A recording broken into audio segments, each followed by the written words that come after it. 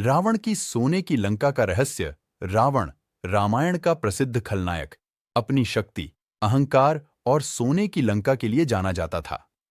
लंका, जो अपनी भव्यता और समृद्धि के लिए प्रसिद्ध थी, रावण की शक्ति का प्रतीक थी। लेकिन लंका कैसे सोने की बनी? इसके पीछे कई कहानियां प्रचलित हैं। पहली कहानी।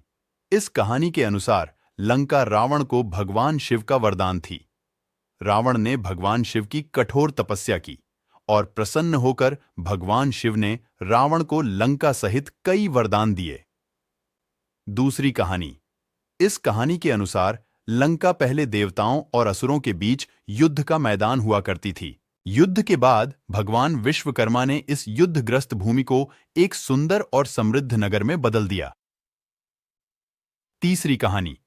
इस कहानी के अनुसार लंका एक वास्तविक शहर नहीं, बल्कि एक रूपक है। लंका रावण की शक्ति, अहंकार और भव्यता का प्रतीक है। चौथी कहानी। कुछ विद्वानों का मानना है कि लंका एक वास्तविक स्थान था, जो आज श्रीलंका के तट के पास स्थित था। यह शहर सोने और अन्य कीमती धातुओं से समृद्ध था, जिसके कारण इसे सोने की लंका कहा जाता था। रावण और लंका। रावण ने लंका को अपनी शक्ति और अहंकार का प्रतीक बनाया। उसने लंका को एक शक्तिशाली किले में बदल दिया और अपनी प्रजा को सुख और समृद्धि प्रदान की। लेकिन रावण का अहंकार और लालच का कारण बना। रावण ने भगवान राम की पत्नी सीता का अपहरण कर लिया, जिसके कारण भगवान राम ने लंका पर आक्रमण किया। युद्ध में रावण की मृत्यु हो गई और लंका राम के अधीन हो गई। आज लंका एक लोकप्रिय पर्यटन स्थल है। लोग लंका के प्राचीन मंदिरों, स्मारकों और सुंदर समुद्र तटों को देखने के लिए आते हैं।